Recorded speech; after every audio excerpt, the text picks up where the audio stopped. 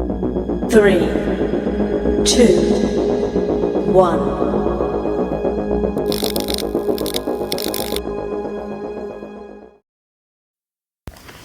Hello all.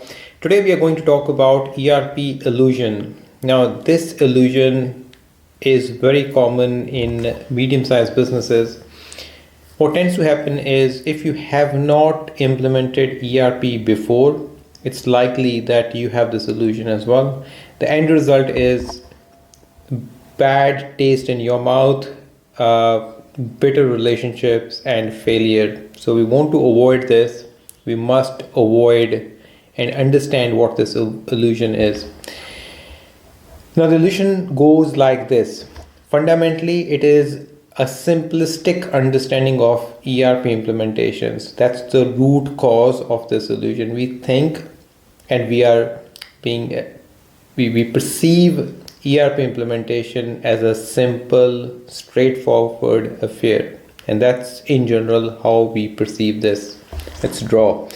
So it starts with a capital expenditure project. So you are a project sponsor responsible for this implementation. This is for the first time you are undertaking this sort of initiative. So you ask what is the number, how much we need to invest on the ERP implementation. With that, the sequence goes ERP product. Basically, you look for the product which is right for your business. It could be Microsoft Dynamics, SAP, NetSuite, Oracle. Then you look for implementation partner. Now, implementation partner has consulting resources who is responsible to configure the ERP product based upon your needs and help you implement the product within the business. The third is the internal resources. These are the backfill and the cost and time it takes for your internal staff to get trained on or understand requirements, test the product and so forth. So in general, if you are a project sponsor, you have a capital to invest. These are the three main buckets you are investing in. So ERP product, you are purchasing licenses. Implementation partner, you are paying consulting fees, and your internal staff cost, which will be required for ERP implementation. And then the general understanding is, yes, we will get a ERP product. This product is now configured right to use within your business, and the end. This is a simplistic and wrong way to think what ERP implementations are.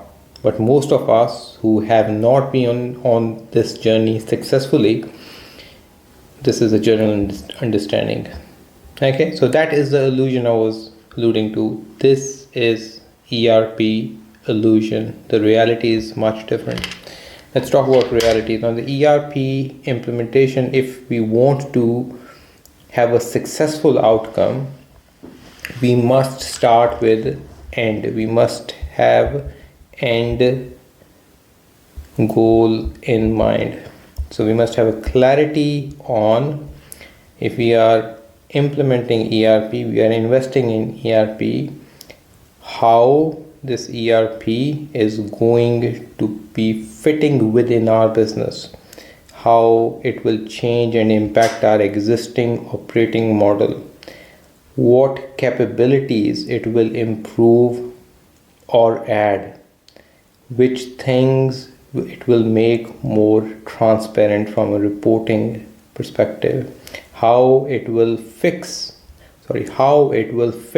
within the overall organization from IT landscape perspective. So how it is going to be integrated with other applications, Microsoft suite of applications, and then how it is going to be working with other broader technologies like business intelligence, artificial intelligence, document management, and so forth. So we want to have a clarity on all these different facets, different aspects with end in mind. And then there are other aspects related to processes and a few other elements that we must consider. So this is not an exhaustive list. Now, all these facets are valid, but we should have clarity on these facets before we implement ERP project or ERP implementation. And then with the end goal, with the clarity on our end goal, we understand, okay, there is a capital investment that is required with our end goal in mind. We have these three buckets where majority of our spend will go. So obviously we have a ERP product, we have implementation partner, and we have our internal cost, which is backfills and the time, staff time that is required to implement the product. But that is not end of the story. In the illusion, we just thought, look, once we put these our investments in three buckets, magically this product will appear and it's the end of story. The reality is, throughout we must lead from the front. So this is the implementation part. Before implementation, we are always leading from front because we have this end goal in mind. With this end goal in mind, we do look at the best ERP product that is going to fit our needs, taking into account the IT architecture, the business architecture, our processes, our staff knowledge, maturity of digital, like digital maturity in general, and all these different facets. So which product is right for us?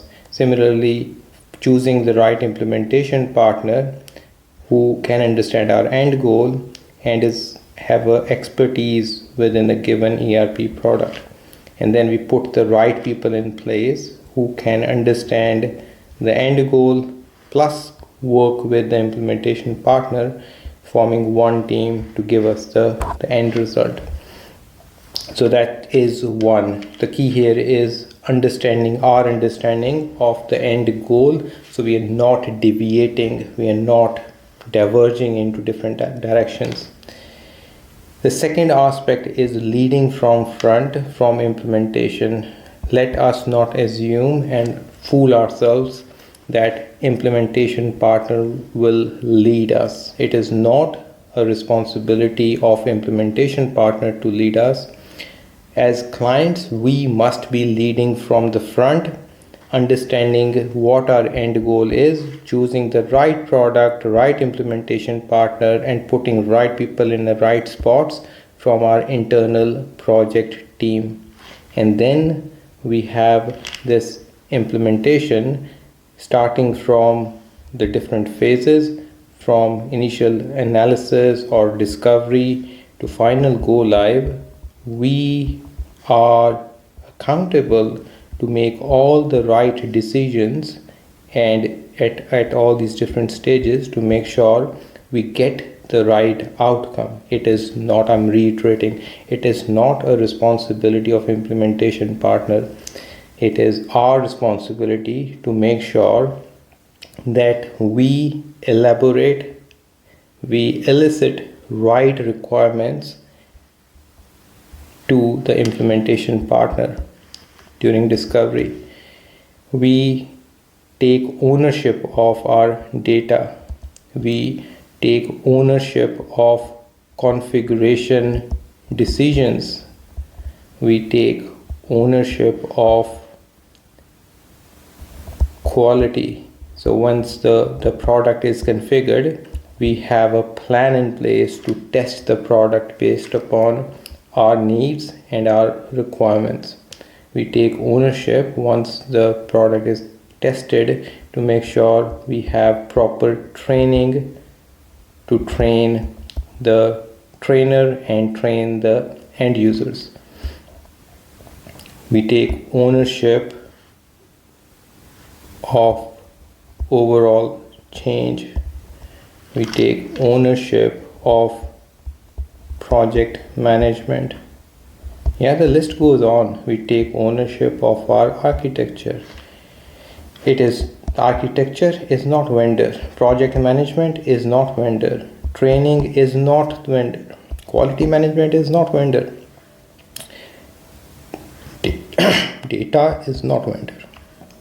Change is not vendor. You can see in the illusion we had, it seems very simple. We just pay these 3 buckets and we're done.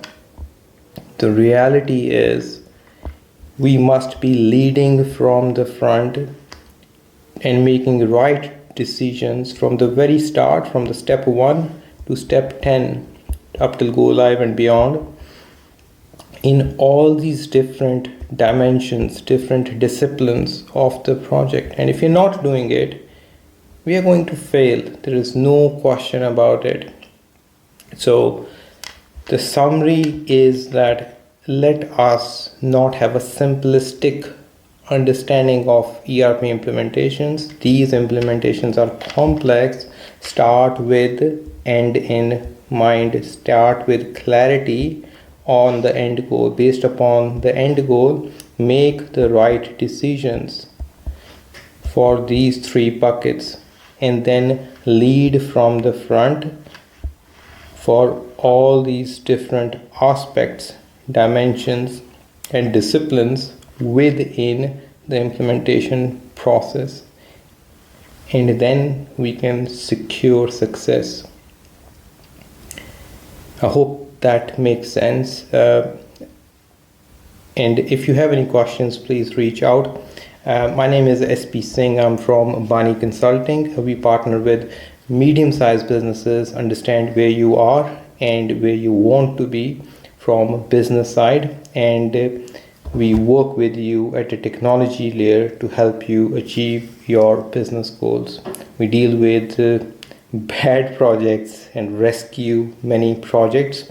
It's not fun, but that's something we have to do to help our customers move forward. I don't want you to be stuck. Hence, this is one of the fundamental things we must consider. If you have any questions, again, please reach out. Until next time, have a great rest of the day. Bye for now.